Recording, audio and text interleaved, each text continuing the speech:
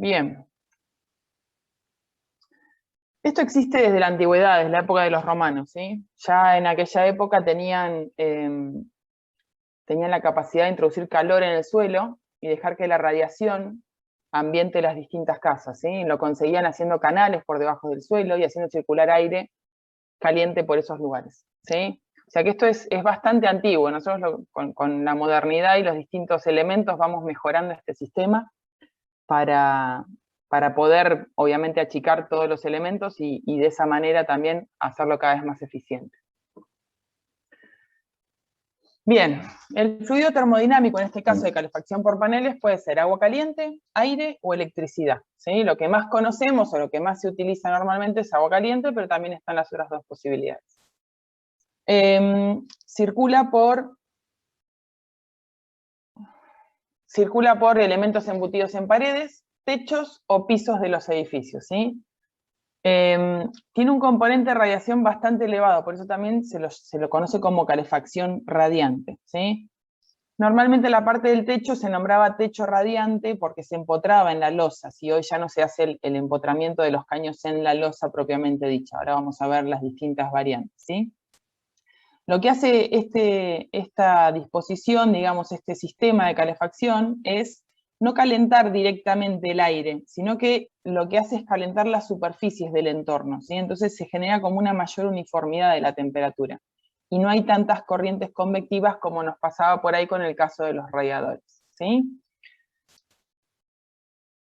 Esto es un poco lo que ya estuvimos viendo en varias de las clases anteriores, ¿sí? Un análisis comparativo de los distintos sistemas de calefacción.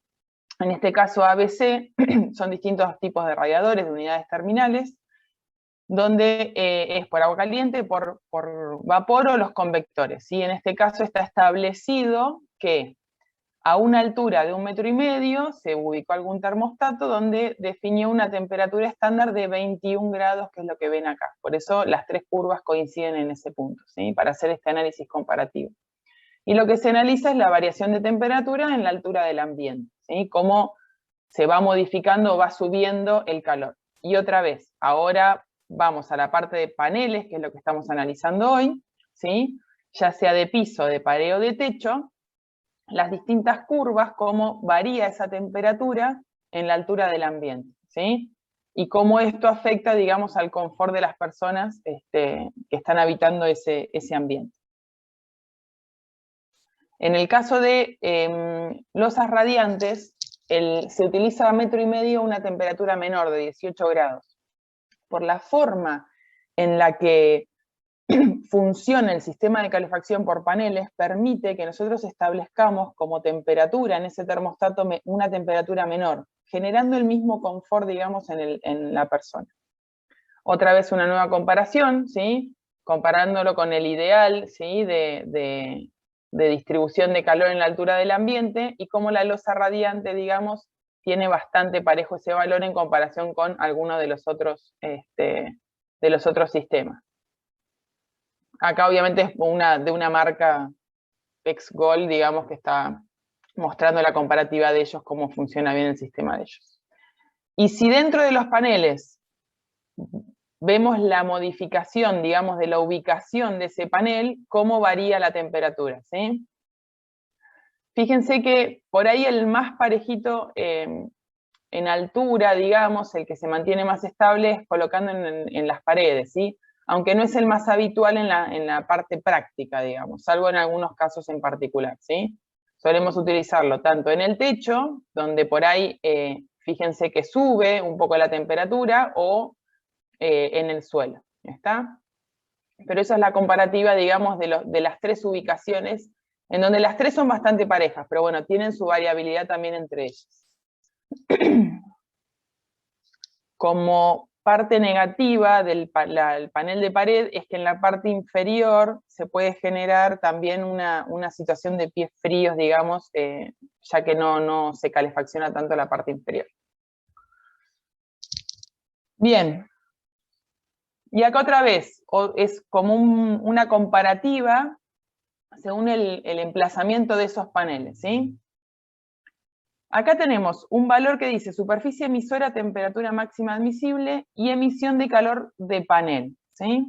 Acá lo que podemos observar respecto de este cuadro es que tanto en pisos como techos, la emisión de calor del panel es bastante menor que si lo analizamos por paredes. Esto se debe a que la temperatura máxima admisible que se permite cuando colocamos los paneles en pisos o techos es menor que si la colocamos en paredes. Recuerdan que hablamos de que por ahí no se quiere lograr, o sea, no se quiere llegar al punto de los pies muy calientes o la cabeza muy caliente, ¿sí? En el ambiente. Por eso, si estamos ubicando los paneles o el sistema en el techo o en el piso, limitamos la temperatura máxima de esas superficies para que no se genere esa falta de confort, digamos, por cabeza caliente o pisos calientes, o pies calientes, ¿sí? ¿Se entiende? Por eso es que es esa limitante. En las paredes, al no ser una superficie en la que nos esté generando algo directamente en los extremos nuestros, es que se puede aumentar un poco la temperatura máxima. Claro está que si nosotros, después van a ver más adelante que distribuir cañería o utilizar paneles en las paredes suele usarse como complementación en determinados ambientes en donde no podemos llegar a las kilocalorías horas necesarias del ambiente solamente distribuyendo por el piso, entonces suplementamos en la pared. Y si fuera ese el caso, entonces no podemos ponerle una diferencia de temperatura a la pared respecto del piso, porque el sistema es el mismo. Entonces quedaría también con una temperatura inferior, ¿sí? Pero normalmente lo que hacemos es limitamos tanto en piso como en techo la temperatura máxima de la superficie emisora para mantenernos dentro de un sistema de confort. Bien. Dentro de la calefacción por paneles tenemos como dos grandes subsistemas. Uno es la distribución del calor, ¿sí? Que son todos los tubos empotrados que están ensolado en la pared o el cielo raso, o sea, es toda la cañería. No necesita mantenimiento, o sea, lo único que nos puede pasar es que se rompa algo. Después cuando vemos ventajas y desventajas nos vamos a dar cuenta. Pero al ya no tener acceso, una vez que el sistema se pone en funcionamiento y la vivienda está siendo utilizada o el lugar, no va a necesitar un mantenimiento. Y luego tenemos el sistema de producción de calor, que son la caldera con sus quemadores y chimeneas, que sí necesitan un poco de mantenimiento, una limpieza anual, tener en cuenta las llaves que controlan los distintos caudales y el líquido que llegan a las diferentes zonas, ¿sí? A esto se adiciona la regulación del sistema, ¿sí? Esta regulación puede ser automática o manual. Cuando hablamos de automática son los termostatos, que incluso esta foto por ahí ya es más anticuada, los primeros termostatos eran de esta manera, eran con una perilla, muchas veces tenían algunos inconvenientes. Lo que sí, esto es un sistema mecánico de termostato, que significa que no necesita pilas, ¿sí? Pero hoy día todos los termostatos son digitales. Incluso lo que hablamos, lo que está puesto al lado, que son los programadores. Hoy día incluso se pueden programar, tanto para este sistema de calefacción como el de los radiadores, los distintos horarios del día y de la semana, qué temperatura vamos requiriendo, haciendo cada vez más eficiente el sistema, ¿sí? Y después manual, o sea, regulación del sistema manual, llaves o válvulas. En este caso en el colector tienen determinadas llaves donde nosotros a cada uno de los circuitos, lo vamos a ver un poco más adelante lo que es el colector, podemos ir regulando, digamos, la salida de fluido que vamos a dar a cada circuito y de esa manera tener una cierta regulación de cada uno de los circuitos. Bien. Lo que hablábamos recién de estos dos subsistemas, el uno que es la caldera, ¿sí? Y luego las cañerías en el otro extremo, que es la que va a distribuir, digamos, el calor por los distintos ambientes. Acá se agregan algunas cosas más, ¿sí? El 3 es una válvula mezcladora de 3 vías. ¿Qué significa? Nosotros tenemos la ida acá arriba, ¿sí? Fíjense que la llave va para allá, la ida en la parte superior. Y luego tenemos que es la que manda el agua caliente, de la misma manera que hablábamos en radiadores, ¿sí? Tenemos desde la caldera enviamos el agua caliente y tenemos un retorno. ¿Por qué es esa llave de 3 vías? Porque a veces, como el sistema de calefacción por paneles trabaja a menor temperatura que los radiadores,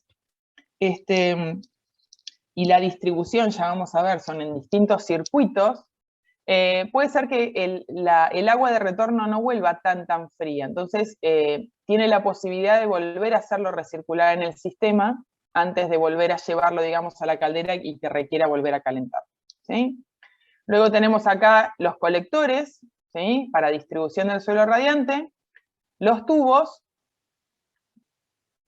y no sé qué es la malla de acero esa para sujeción del tubo. Bueno, está marcada como 6. Pero básicamente se agrega acá algo distinto, ¿sí?, que es el colector, ¿está? Que es el que va a hacer la distribución de los distintos circuitos. Pero si ustedes observan, nosotros vamos a ir con agua caliente, va a llegar hasta el colector, y desde cada uno de los circuitos va a salir el agua a la temperatura a la que está saliendo de la caldera, ¿sí? Acá está indicado un solo circuito, ¿sí? Si ven, tiene este circuito que es la cañería que sale, da todas las vueltas y después vuelve el retorno vuelve a la parte inferior del colector. Pero este colector está permitido para 6 circuitos, ¿sí? Tenemos las 6 idas y los 6 retornos, ¿está? Entonces, este colector permite 6 circuitos. Después vamos a ver otros ejemplos, otras fotitos. Esto es lo mismo, un poquito más esquemático, ¿sí? En donde tenemos la caldera. Esta caldera tiene una bomba circuladora. Esta bomba normalmente está incorporada, aunque acá aparece afuera y una llave exclusa, pero esta bomba está incorporada en la caldera normalmente. El colector, que es lo que veíamos recién, ¿sí? También hay un purgador acá arriba. Esto es un ramal vertical. Cuando nosotros tenemos una vivienda de 2 plantas, ¿sí?, tiene que haber un colector para cada planta, entonces va a haber un ramal vertical que lleve al colector de la planta superior. Y bueno, y tenemos las distintas llaves de cada una de las salidas y los serpentines. Ya vayan fijándose que, por ejemplo, en los gráficos, normalmente la ida la vamos a dibujar de la misma manera que hacemos para ir en radiadores, con línea de trazo llena, y el retorno con línea de trazo, ¿sí? También tiene un tanque de expansión, que es este que está marcado acá afuera. Nuevamente es la caldera misma la que tiene el tanque de expansión, ¿sí? Pero básicamente son ciertas cosas similares al sistema de radiadores y se van agregando algunas otras cosas, como hablamos del colector y los distintos circuitos. Puede ser un sistema directo de suministro de calor o indirecto, ¿sí? ¿Se acuerdan que también habíamos visto un poco en calefacción por radiadores que podíamos poner un tanque intercambiador de calor, ¿sí? En este caso es una caldera común a gas, que tiene un tanque de expansión, acá está graficado exterior, pero puede estar incorporado en la caldera, con una bomba, y los serpentines en los distintos circuitos, ¿sí? Acá está mostrando otra vez un retorno compensado en donde se extienden los circuitos de retorno para poder tener igual cantidad de ida que de vuelta. Y puede haber una variante en donde, en este caso está mostrado con una caldera de vapor, donde hay un intercambiador intermedio, ¿sí?, que es el que mantiene la temperatura y tiene, digamos, la capacidad de mantener la temperatura durante todo el día hasta que se necesite, digamos, en los distintos circuitos. Bien, ¿qué tenemos como ventajas y desventajas del sistema? Como ventajas es ausencia de corrientes y remolinos de aire. Vieron que el tema de los radiadores, por la convección, se generaban como ciertos remolinos de aire, aunque es bastante más leve que en los sistemas de aire, pero sí se genera por esa convección se genera como un cierto movimiento del aire. En este caso es nulo prácticamente, ¿sí? Entonces evitamos eso, que eso también genera disconfort, digamos, en las personas. Inexistencia de depósitos de polvo arrastrados por el aire. Otra vez, porque como les decíamos al principio, no estamos calentando el aire en sí mismo, sino lo que hacemos es calentar las superficies de los ambientes, ¿sí? Entonces no hay depósitos de polvo. Sensación notable de confort, pues las superficies vidriadas y las paredes no están frías. Al estar nosotros calentando todas las superficies de los elementos que componen el ambiente, no tenemos esa diferenciación de temperatura en las paredes y en las superficies vidriadas. Ustedes a veces si se acercan a algún lugar que tiene otro sistema de calefacción, se acercan por ahí a una pared que da al exterior o a una ventana y tienen esa sensación de que se están acercando a una superficie fría, ¿sí? En este caso se evita esta situación. Constancia de la humedad relativa del aire que por no estar sobrecalentado no se reseca. Esto es importante, ¿sí? Porque aunque a veces no nos damos cuenta, pero la resequedad del aire, por eso también se venden mucho los humidificadores, etc. Esa resequedad del aire, cuando uno está hablando, cuando uno está incluso quieto y respira ese aire seco, no es bueno para la salud y para más en estas épocas, ¿sí? Y en los cambios, en las épocas de cambios de temperatura o cuando hay modificaciones fuertes de temperatura entre la mañana y la tarde, vieron que ustedes a veces sienten eso de tener esa diferencia de temperatura y que les dé tos o lo que fuera. Bueno, esto es importante, que el aire no se reseque, digamos, y nos brinda un mejor confort para el habitáculo. Respiración de aire a baja temperatura dentro de locales calientes mejora el confort. Cuando hablábamos de los radiadores decíamos que la temperatura interior la seteábamos por ahí en 20 grados, ¿sí? Esto por el sistema, al estar más unificado la temperatura en todo el ambiente, no necesitamos setearlo tan alto, lo seteamos a una menor temperatura. Pero el confort sigue siendo el mismo, ¿sí? O sea, o es mayor a menor temperatura, ¿sí? Entonces, nosotros estamos respirando un aire que no está tan caldeado, ¿sí? Y es mejor otra vez para el confort. Supresión total de cuerpos calefactores y cañerías a la vista. Más cuando, o sea, no tenemos ningún elemento a la vista. No hay los elementos de los radiadores, no hay nada. Nosotros lo único que vamos a ver, que después vamos a hablar un poco de eso, es en algún lado tiene que estar el colector y nuestra caldera, que es la que suministra el calor, ¿sí? Pero después el ambiente queda libre de cosas visibles, digamos, y podemos dedicarnos en esos ambientes completamente a la estética del ambiente, ¿sí? Sin agregar, digamos, adicionar otros elementos. Permite ventilar los locales sin pérdidas sensibles de calor, ¿sí? O sea, otra vez, por la uniformidad de ese calor, digamos, podemos ventilar más fácilmente el local.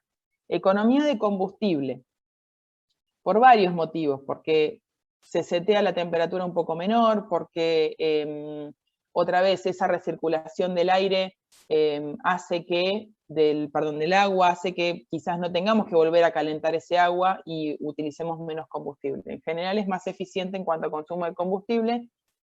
Siempre hablamos más eficiente para el mismo confort, ¿sí? Porque también tenemos, muchas veces hacen el ejemplo de que, no, si yo tengo calefactores, yo en el living tal que no lo uso, cierro la puerta y entonces apago el calefactor y no consumo tanto. Nosotros siempre estamos hablando que para el mismo confort y que es que toda la vivienda completa esté calefaccionada, ¿sí? Que nosotros nos podamos mover de un ambiente a otro sin tener pérdida de calor, para el mismo confort estos sistemas son más eficientes. Posibilita cambios de tabiques o divisiones entre ambientes. Obviamente que estamos hablando de tabiques, ¿sí? Recuerden construcciones 1. No es lo mismo una pared portante, si nosotros tenemos una pared portante, obviamente que el sistema de calefacción no va a atravesar esa pared portante, ¿sí? O sea, si un ambiente, por ejemplo, un living, está separado de una habitación, de un dormitorio, y la pared intermedia es una pared portante, esa pared probablemente llegue hasta una fundación, entonces ahí sí no vamos a tener esa posibilidad. Pero, si por ejemplo estamos hablando de un local comercial, en donde se generó un local enorme con una superficie grande y nosotros generamos este sistema de calefacción por piso radiante, por ejemplo, nosotros podemos modificar a lo largo del tiempo esas oficinas que las generamos con tabiquería y no va a afectar el sistema de calefacción. Si por ejemplo tuviéramos por ahí colocados radiadores en donde por un ventanal no lo pudimos poner sobre una pared exterior y lo ponemos sobre una pared interior, pero cerca de la ventana, y queremos modificar esa pared, ya tenemos que pensar en que hay que sacar el radiador, cambiar la cañería, ya es otra diferenciación. Entonces, esto nos posibilita, no solo en viviendas, sino hay que pensarlo también en lugares comerciales, en industrias, en lugares de oficinas, en donde podemos entonces modificar esas divisiones internas muy fácilmente sin tener que afectar o romper o modificar el sistema de calefacción, ¿sí? Bien, desventajas. Dificultades en reparaciones, cambios o ampliaciones de la instalación. A veces con los radiadores, por ejemplo, o incluso con los calefactores, poner una derivación de una T en una cañería o en el radiador lo mismo, si nosotros tenemos que generar una ampliación, es más sencillo, ¿sí? Pero en este caso, nosotros piensen que tenemos un colector, de ese colector tiene que salir esa cañería, habría que agregar un colector adicional, o sea, si no está prevista la ampliación y nosotros queremos generar esa ampliación, es un poco más dificultoso con este sistema.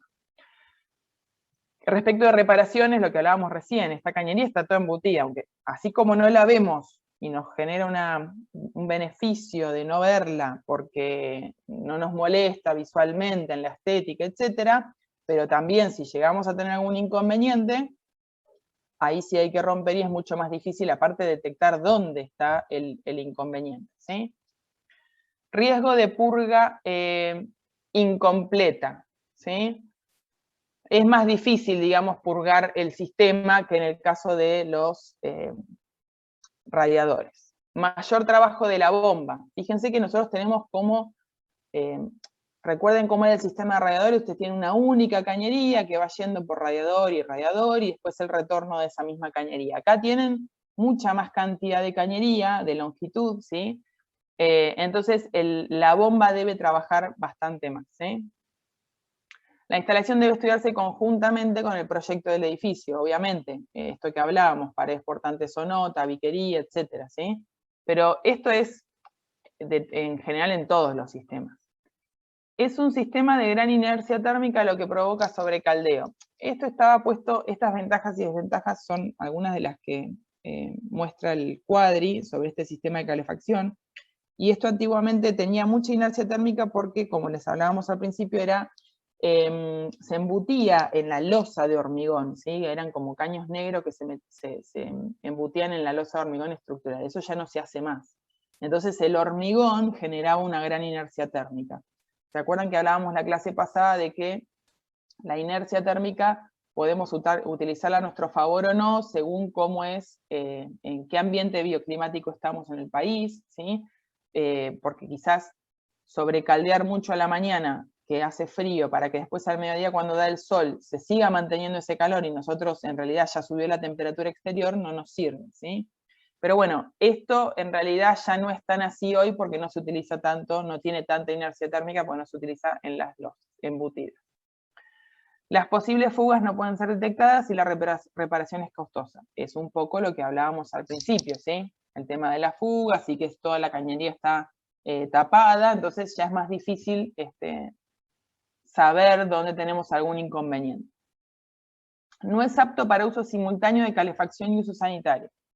Recuerdan que con el tema de los radiadores hablábamos de por ahí que en los departamentos pequeños, donde quizás no tenemos mucho espacio de servicio, digamos, utilizábamos una única caldera que estaba dedicada exclusivamente, digamos, a calefacción y igual esto en realidad no es tan así, porque se utilizan, ¿sí? Pero bueno, otra vez, esto es anticuado. Déjenlo como asterisco eso. Necesita una regulación estricta de toda la instalación para evitar zonas aisladas más calientes que son difíciles de corregir. Sí, otra vez, tienen algunas válvulas donde ustedes hoy han ido mejorando los sistemas donde pueden regular un poco algunas zonas, digamos, donde no requieran tanta calefacción, ¿sí? Por cómo den los ventanales. Pero igualmente, eso también tienen que considerar que los balances térmicos van a tener en consideración eso, ¿sí? Bien, detalles constructivos. Se deben tomar precauciones constructivas para observar dilatación y tensiones debidas al calentamiento, ¿sí? O sea, otra vez, como es algo que esto se calienta y se enfría, se calienta y se enfría, esto va a tener cierta dilatación y contracción. Entonces, tanto en los sistemas horizontales como a veces, fundamentalmente también, por ejemplo, en los colectores verticales, se debe prever esa dilatación y que no vaya a romper en las paredes o pisos en donde esté colocado.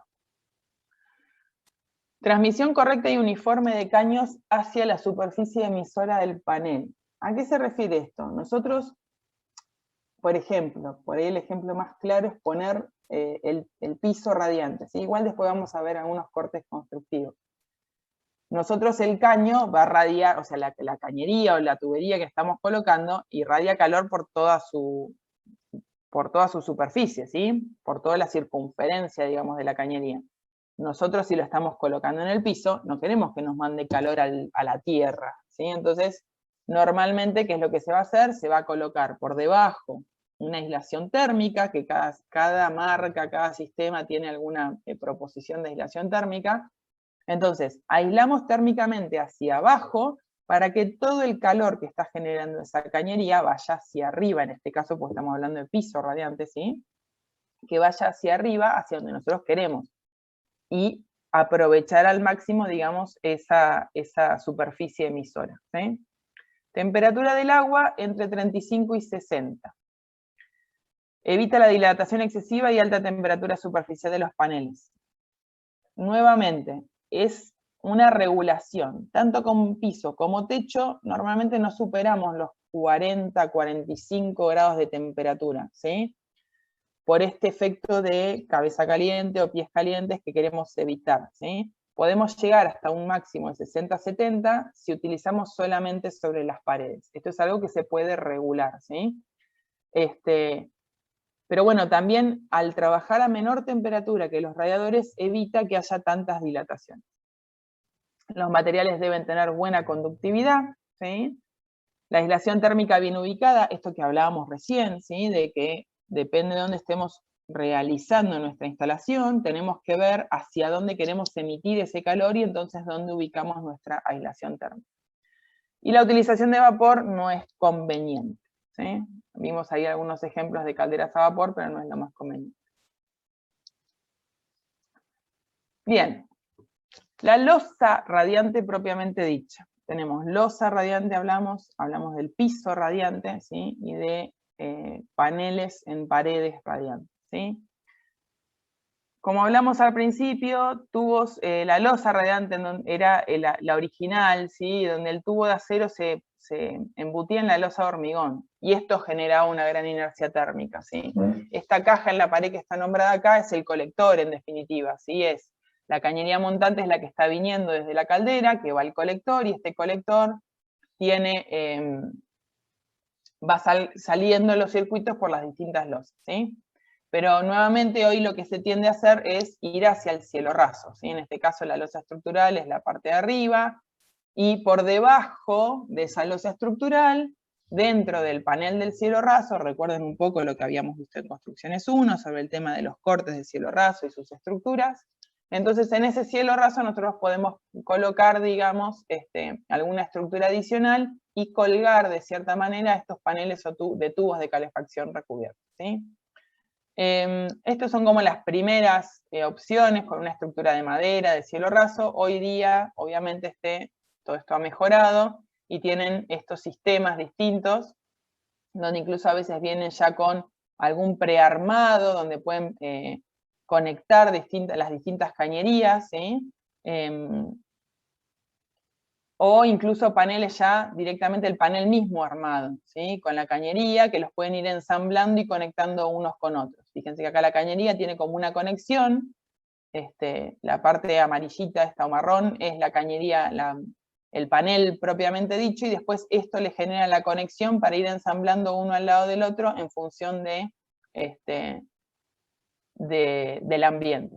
Obviamente que esto, si ustedes van a prever este tipo, por ejemplo, de solución para este sistema de calefacción, fíjense que tienen que tenerlo en cuenta en su proyecto, ¿sí? O sea, esto tiene una modulación, esa modulación la van a tener que tratar de respetar o ver con el fabricante si hay posibilidad de modificar la modulación para que se adapte a alguna superficie que ustedes tengan, ¿sí? Porque el cielo raso, podemos hacer un cielo raso continuo con la tabiquería, si hay una tabiquería que no es portante, pero si tenemos muros portantes o estructuras que no podemos sobrepasar, la tienen que considerar, ¿sí?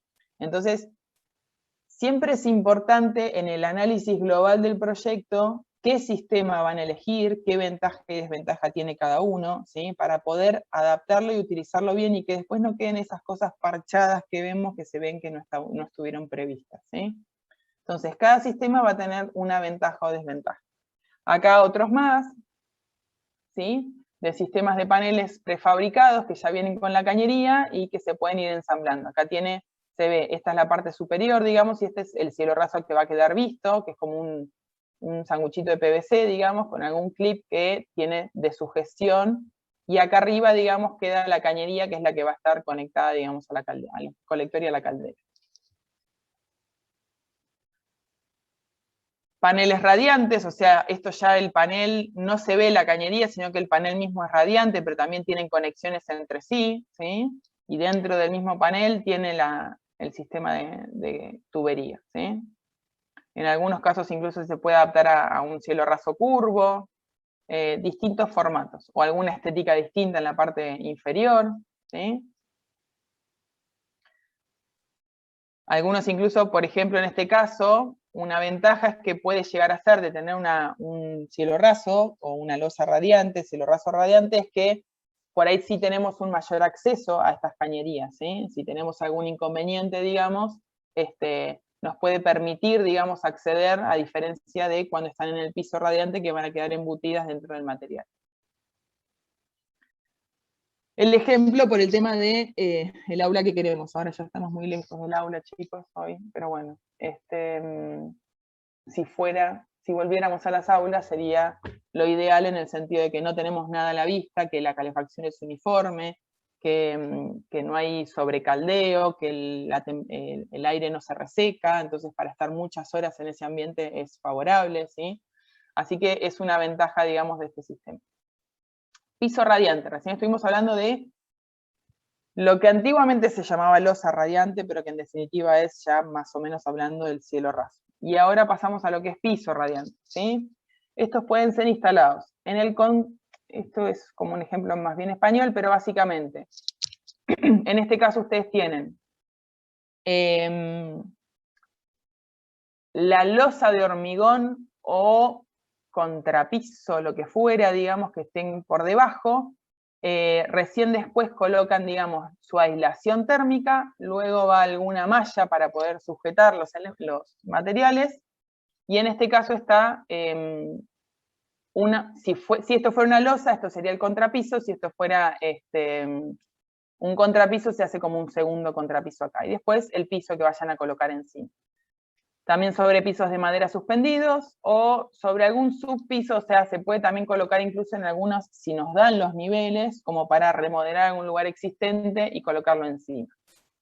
En este caso, por ejemplo, ven un edificio donde ya sobre la losa de hormigón colocaron el sistema y luego con toda la distribución de cañerías para luego, digamos, verter el contrapiso. Acá fíjense, creo que queda un poquito más claro. Forjado hablamos de, ya sea, o una losa de hormigón, si es que estamos hablando de un entrepiso, la estructura de hormigón, o un primer contrapiso si estamos hablando sobre el suelo, ¿sí? Luego tenemos que tener, el E es la capa de aislamiento, ¿sí?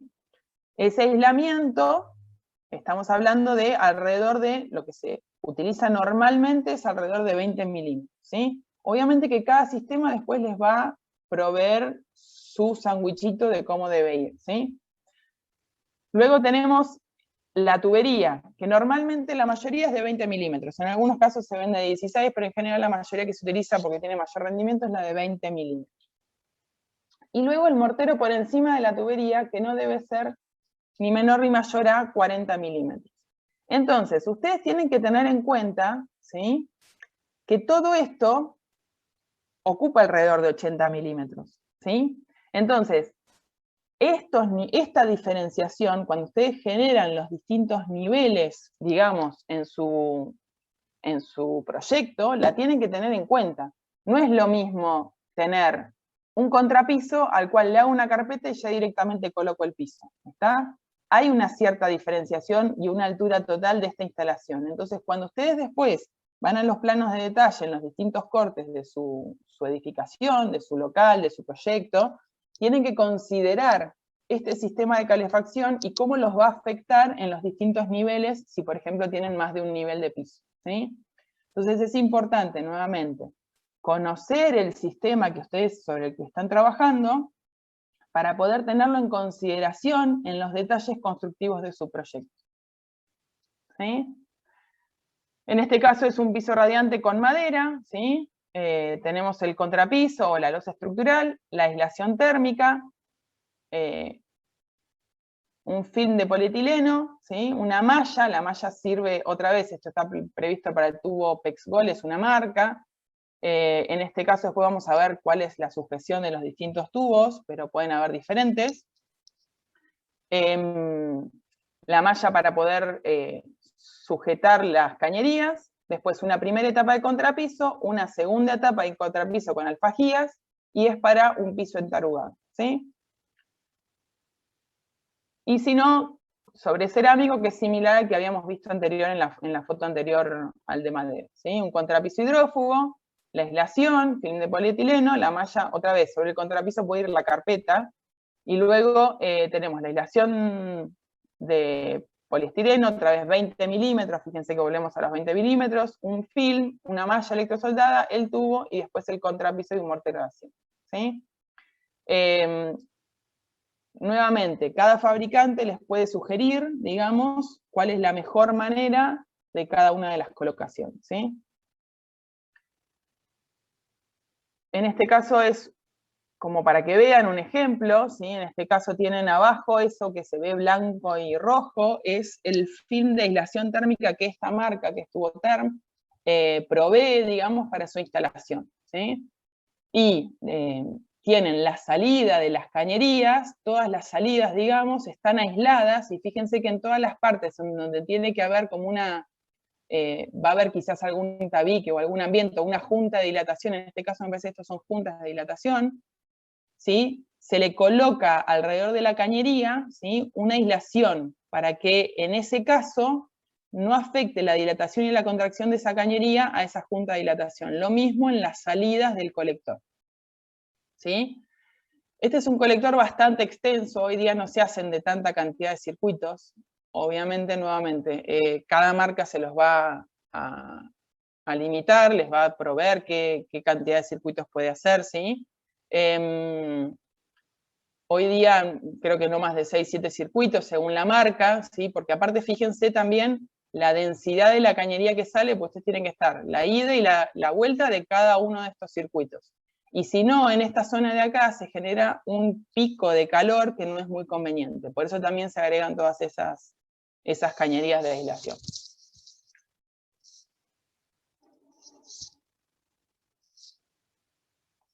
¿Alguna pregunta hasta acá?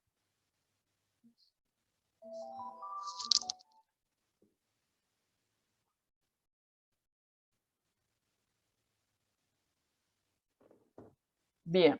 Yo, Patricia, tengo una pregunta. Con este sistema, ¿la temperatura de los radiadores sería de 35 o 40 grados? No, o sea, depende, eso si mezclas.